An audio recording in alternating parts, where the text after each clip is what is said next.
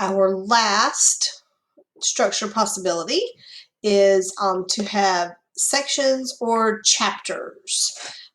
This is going to present information by using titles and headings.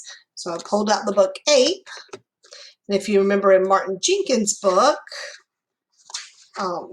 he has the 5 apes. Well, he has the 4 apes, I guess, because we're the 5th ape. And so then he has the big headings, orangutan, and then he's got the information. Now, one thing I think that's interesting about this is, you know, he has this font over here. He's got it in 2 sizes. And then he's got this extra little real curly, almost captiony font down here. And so he's got that research kind of embedded in different types of paragraphs. So you could have like short sentences, or you could have like really longer factual sentences. So this might have been his primary research, where he observed orangutans either in a zoo. Several of you are doing animals as your topics. And so maybe you're watching these animals on a zoo webcam, or maybe you've seen them actually in person at different zoos. And then for where they live, he probably did some secondary research. So he's got shorter sentences, a longer sentence. So you can kind of play around with that font. You can kind of play around with how you want your text to look. And then when he's done with orangutans, then you get the next big heading and you get a nice big visual of that second type of ape.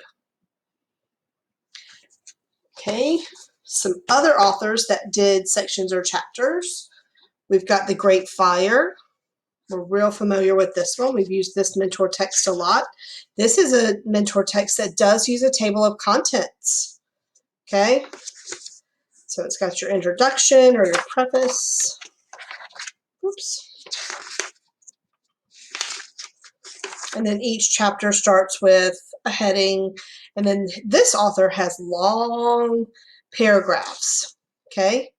This also has a bit of a narrative style because he tells the story of different people that lived through this event. So sometimes you might have a little combination of both. But this book is sections or headings, looks totally different from Martin Jenkins' Ape. So Jim Murphy had a different approach to that. If we look at Top of the World, climbing Mount Everest, okay, Steve Jenkins in this one, realized we had a Steve Jenkins and a Martin Jenkins. Wonder if they know each other.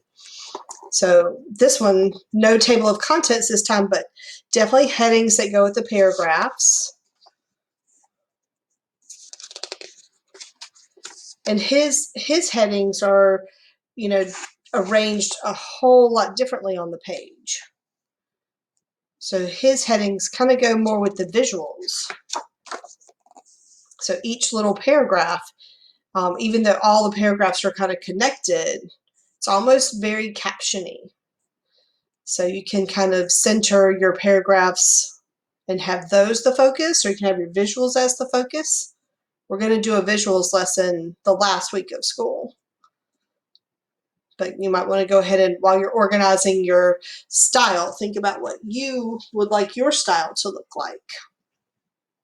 Okay, so what we've found out is that we have these 3 text structures. They all look very different in books. But the main thing I want you to think of is, how are you going to organize your information? You collected all those things about your topic last week. You observed your topic in some way and did your primary research. So how are you going to present that to your reader? Are you going to tell a story, like the narrative structure? Are you going to ask your reader questions and then give them the answers? Or are you just going to give a section or a chapter presentation? Are you going to divide up all that information, kind of similar to what we did in our feature articles, but this one would be a lot more in-depth.